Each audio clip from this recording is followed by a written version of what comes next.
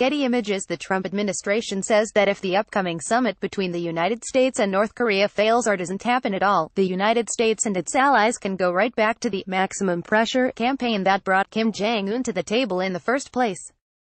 In reality, doing that would be difficult if not impossible. The pressure is already diminishing. The administration's claim that it can immediately turn on the pressure again is crucial to its effort to play it cool ahead of the Trump-Kim summit. President Trump often says if Kim doesn't want to strike a good deal, Trump will simply walk away, no harm done. After the North Korean government threatened to scuttle the talks this week in response to comments from National Security Advisor John Bolton, the White House doubled down on this assertion. In reality, the dynamics that made a successful maximum pressure campaign possible have changed fundamentally. The United States and its allies have paused their efforts to increase sanctions on North Korea to give diplomacy a chance to work. The sting of the existing sanctions naturally erodes over time. There are reports that China is already easing up on its sanctions enforcement. The mood in South Korea has changed significantly, making the threat of military action less credible. You just can't turn the maximum pressure switch back on unless you can persuade the South Koreans and the Chinese to do that, said former State Department non-proliferation official Joseph de Thomas. By the end of last year, time was on our side, and what Kim has done is that he's flipped us. Time is no longer on our side. As Trump is finding out after pulling out of the Iran nuclear deal, snapping back an international sanctions regime that took years of diplomacy and political will to build is not easy, especially when your partners don't see eye to eye. The North Koreans know this perfectly well. By seeming like a constructive actor, Kim is also preparing for what happens next if talks fail. The United States will be hard-pressed to win international support for striking North Korea's nuclear program while Kim is slowly dismantling it himself.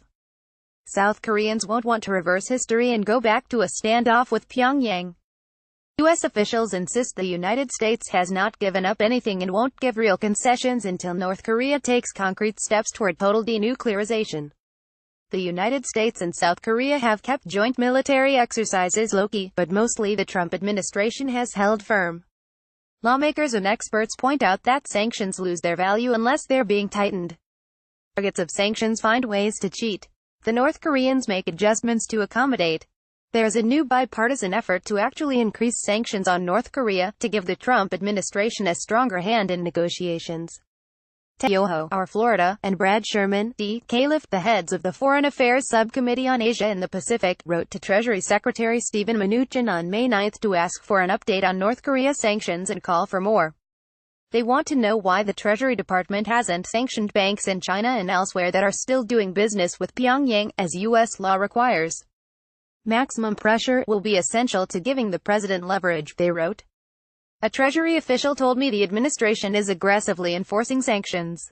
It's also reasonable to understand why more sanctions on China could be counterproductive at this moment.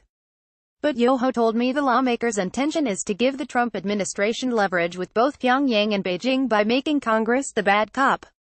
There are other things the Trump administration can do. First, it should try to keep expectations low and encourage Seoul to do the same. Also, Trump's team needs to speak with one voice to reduce confusion and deny Kim opportunities to cry foul. Most importantly, the administration must set realistic expectations for how to reach the desired outcome, tell everybody what they are and then stick to them. That way, if Kim doesn't live up to his side of the bargain, Trump's argument for trying to return to maximum pressure will at least be stronger.